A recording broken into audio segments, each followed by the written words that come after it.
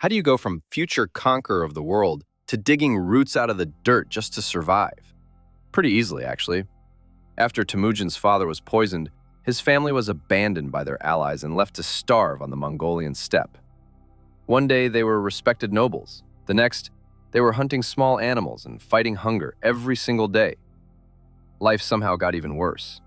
Food was so scarce that arguments over survival became deadly serious. During one bitter dispute, young Temujin killed his own half-brother. It sounds shocking, but on the steppe, weakness could mean death. Temujin was learning a brutal lesson very early. If you wanted to survive, nobody was going to save you. As if starvation wasn't enough, rival tribes captured Temujin and locked him in a wooden collar. Most people would have assumed their story was over, not Temujin. While his enemies celebrated, he waited patiently for an opportunity. Because one thing they underestimated was just how stubborn this future conqueror really was. One night, Temujin made his move. Under the cover of darkness, he escaped from captivity and vanished into the endless grasslands. It was an incredible risk. If he were caught, he would almost certainly be executed. But escaping wasn't just about freedom. It was the beginning of a journey that would eventually reshape the entire world. After his escape, Temujin started gathering followers. He wasn't rich.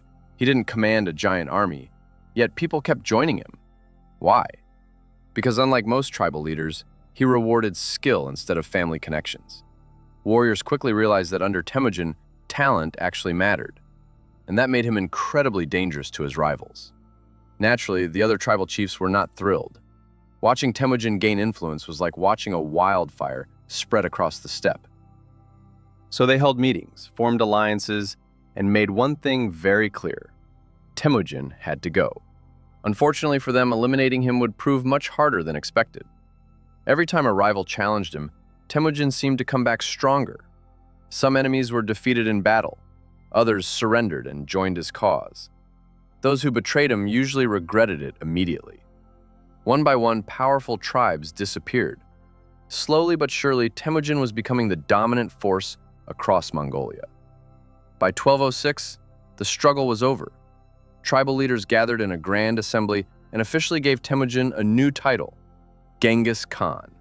It meant universal ruler, a fairly ambitious job description if we're being honest. But for the first time in history, the Mongol tribes were united under a single leader. Most rulers would have celebrated and enjoyed their victory. Genghis Khan had a different idea. He looked beyond Mongolia and saw wealthy kingdoms filled with resources. There was just one problem. His warriors had spent generations fighting each other. If you wanted to keep them united, they needed a brand new enemy. Fortunately, the Mongols were built for war. From childhood, they lived on horseback. They could ride enormous distances, fire arrows at full speed, and disappear before enemies knew what happened. Fighting them was frustrating, exhausting, and often terrifying. They weren't just soldiers, they were masters of mobility. To the south stood the powerful Jin dynasty. Rich cities, huge armies, impressive fortifications. On paper, attacking them looked completely ridiculous. The Jin rulers felt confident that these nomadic horsemen posed little threat. After all, what could a group of steppe warriors possibly do against one of the richest states on earth? As it turned out, quite a lot.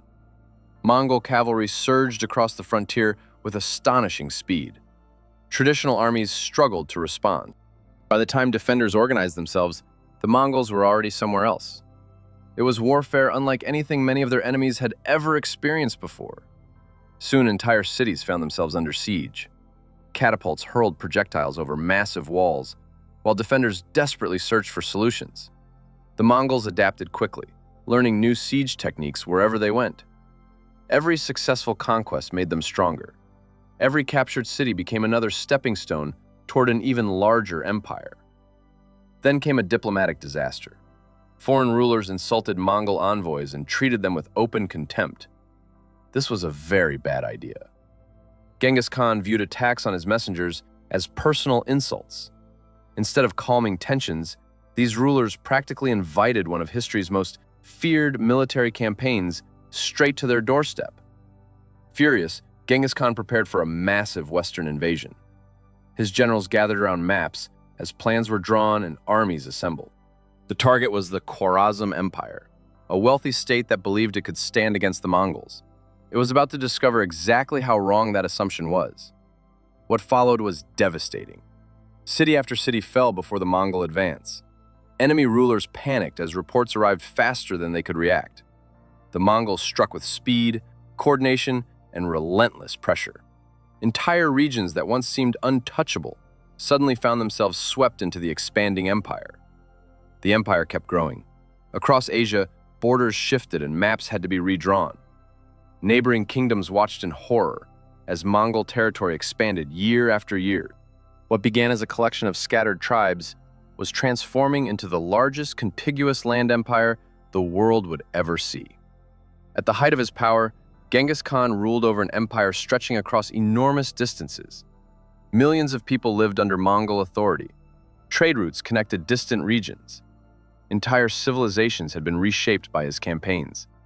And it all started with a hungry boy struggling to survive on the windswept steppe.